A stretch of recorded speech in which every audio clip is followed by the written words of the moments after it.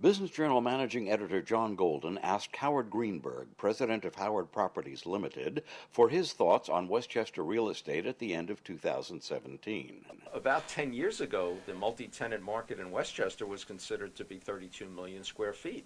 Now it's under 28 million square feet, and it's shrinking. So while we haven't been able to push demand that much, we are reducing supply.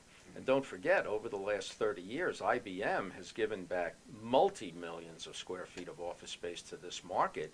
360 Hamilton, 1133 Westchester, and lots of other buildings, 900 King Street, which we didn't build it, but it came back as inventory, and in many cases it was repositioned as multi-tenant space. So 28 million square feet still on the market. The buildings on the south side of 287, the White Plains side of 287, are really in pretty good shape right now because a couple of things have happened. There's been some pretty good leasing over the last couple of years, and a lot of the tenants coming out of the Corporate Park Drive buildings, Pentegra for instance, and some other small to mid-sized tenants have moved into the buildings on the White Plains side, so it's increased the occupancy. They've also done some additional capital improvements to try and make the buildings more attractive to tenants, add to the amenity package, and these have been well received as well. In Yonkers, you've really got a lot of cranes going up in Yonkers and buildings coming out of the ground. New Rochelle, you've got a major building coming out of the ground with RXR, and they're 28 stories, and they're proposing 2 more 28-story buildings that are going to come into the pipeline soon.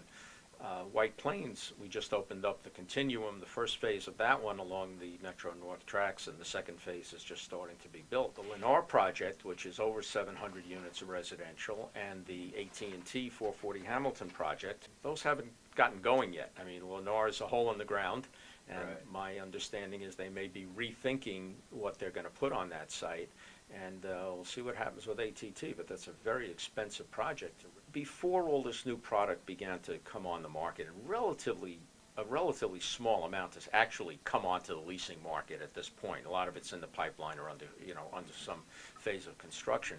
But before that point, something like less than a 5% vacancy in the multifamily rental product in Westchester. And by the way, the median age was about 50 years, so it's certainly time for some new modern product with modern amenities and so on. My question is that the great majority of these are studio and 1-bedroom apartments, very few 2 bedrooms and almost no 3 bedrooms. So a lot of these apartments are not going to appeal to empty nesters who are selling large homes and want to simplify or downsize.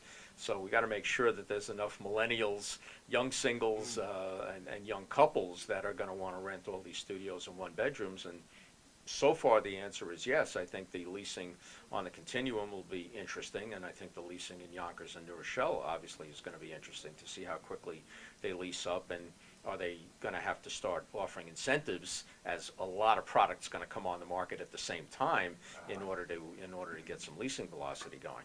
Well, leasing at the Continuum must be doing well if they're already have gone ahead with the second phase. Well, I think that was the plan anyway. Don't forget, with all the construction going on around here, construction labor is tough to get, and so on. So you don't want to interrupt the process if you can avoid it. For those empty nesters, are there other options in Westchester? There are just a couple of options.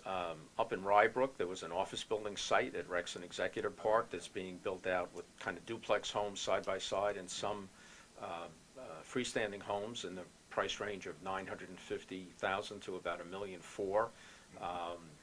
There's a new project going up in Rye, which will also be a very high-end project on one of the sites on Old Post Road. It was, again, a demolished office building. And National Realty and Development is doing a project on the old Beckwith Point Beach Club in New Rochelle. But these are all very high-end, $1.5 million apartments. So that's kind of the closest. But don't forget, between Scarsdale and Purchase and Harrison and Rye, and you've got a lot of communities where empty nesters are selling multi-million-dollar homes, and they can still buy these condominium apartments and put money in their pocket. In the office market again, any big lease deals that are pending for 2018? I understand that there are a few tenants in the, call it 25,000 foot range that are going to be out in the first quarter. In this year, tenants that are already in Westchester? Some yes, some no. There are some tenants that are coming from other areas.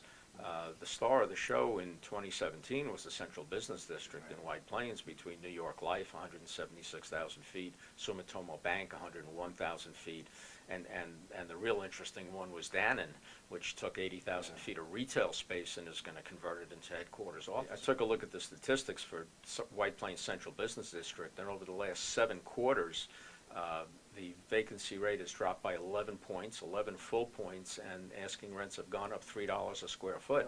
That's things that we haven't seen for decades, literally for decades, in any submarket in Westchester.